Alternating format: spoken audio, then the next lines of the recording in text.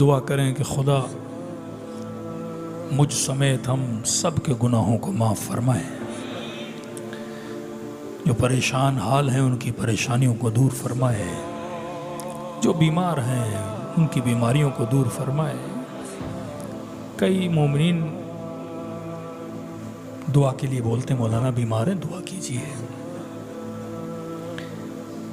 کچھ مصائب ایسے ہیں کہ جن کے لیے ہے کہ مریضوں کو بٹھاؤ اور یہ مصائب پڑھو، اللہ شفا دے گا۔ میں نے کسی مجلس میں شیخ کافی کے بیٹے کا پڑھا تھا۔ آغا کافی ایران کے بہت بڑے خطیب، اللہ درجات بلند فرمائے، جب دنیا سے گئے تو ان کے بیٹے خطیب بنے، مولانا بنے، مجلسیں پڑھیں۔ ایک محرم کے بعد تکلیف بڑی گلے میں، پڑھ نہیں پا رہے تھے، ڈاکٹر کے پاس گئے، چیک اپ کیا، کہا کہ آپ کو کینسر ہے۔ کہا ٹھیک ہوں گا، کہ ایک شرط ہے کہ آپ 1 سال 2 سال پتہ نہیں لوگوں سے بات کرنا چھوڑ دیں، کسی سے کوئی بھی کام ہو لکھ کر دیں۔ کہا میں ذاکر ہوں، کہا نہیں، میں خطیب ہوں، کہا نہیں، مر جاؤ گے۔ ڈاکٹر کا نسخہ، اور ڈاکٹر جو کہے شرن ماننا واجب ہے۔ کہتے پورا سال میں نے بات کرنا چھوڑ دیا، میری ماں نے میرے منہ سے لفظ نہیں سنا۔ محرم کے دن آئے، غم حسین کے دن آئے، 6 محرم آئی، بستر پہ لیٹ رہا تھا، آنکھوں سے آنسو بہے۔ میں نے کہا مولا لگتا ہے اپنے ذاکر سے ناراض ہو، مولا میرے وجود کا فائدہ کیا کہ آپ کا ذکر نہ کر سکوں؟ شکایت کی مولا سے، سو گیا۔ خواب کے عالم میں دیکھتا ہوں ایک حجرہ، ایک کمرہ ہے، اس کے چوکھٹ پہ ابا عبداللہ میرے مولا حسین کھڑے،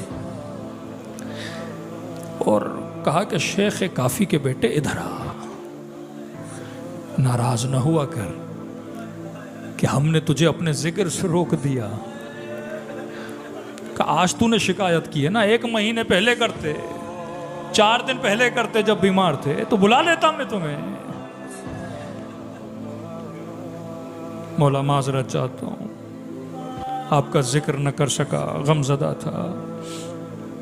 کہا مولا آپ نے بلایا؟ کہ نہیں نہیں، میں نے نہیں بلایا۔ مولا کس نے بلایا؟ کہ کمرے میں چل، میرا نانا رسول بیٹھا ہے، اس نے تجھے بلایا ہے۔ کہ حجرہ کھلا، کمرے کے اندر گیا، رسول کی قدم بوسی کی، یا رسول اللہ، کہ شکایت ہے کہ ہم نے تجھے اپنے ذکر سے روکا ہے، حسین کے مصائب سے روکا ہے۔ کہ آج پورا سال لوگوں نے نہیں سنا نا، مجھے سنا، ہم نہیں روکتے کسی کو ذکر سے۔ یا رسول اللہ گلے میں تکلیف ہے، کہ سنا۔ بڑے ادب سے کہا یا رسول اللہ کیا سناؤں، کون سی مصیبت پڑھوں؟ تو عرض کی یا رسول اللہ کیا سناؤں؟ فرمایا مجھے حسین کی سکینہ کے مصائب سنا۔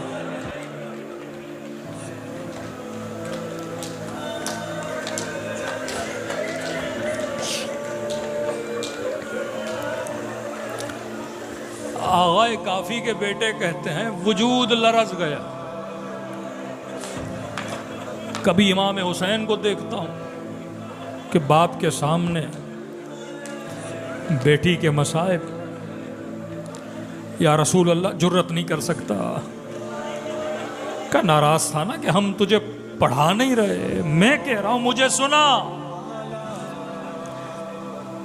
شیخ کافی کے بیٹے کہتے ہیں زیادہ نہیں پڑھ پایا، ایک جملہ کہا،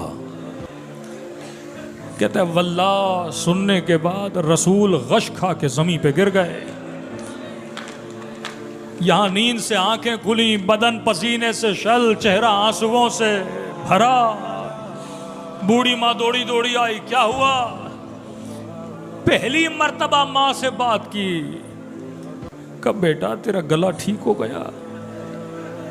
کہ اماں رسول خواب میں آئے، امام حسین خواب میں آئے، مجھ سے ذکر سنا، میں نے سنایا۔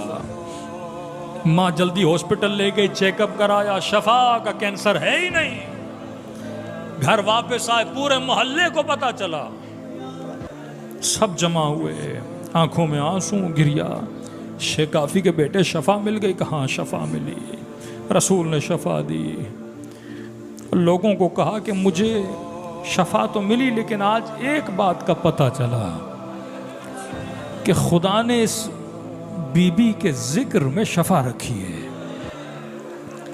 کہ جب کوئی بچہ بیمار ہو جائے، گھر میں کوئی بیماری ہو، بچوں کو بٹھاؤ، بیماروں کو بٹھاؤ اور سکینہ کے مصائب سنایا کرو،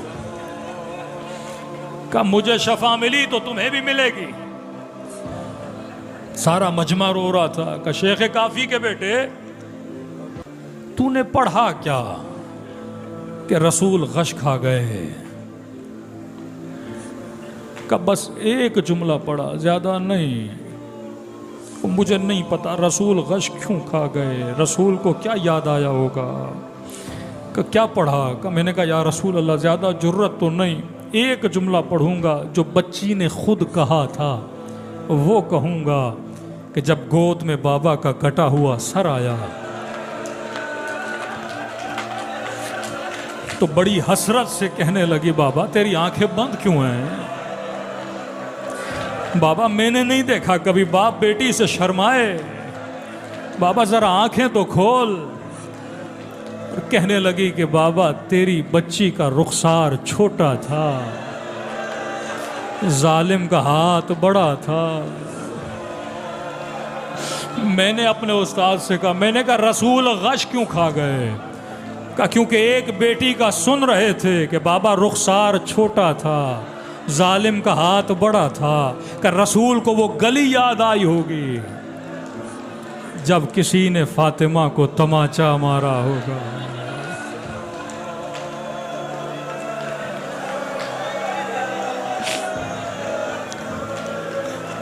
اللہ آپ کی بیٹیوں کو سلامت رکھے۔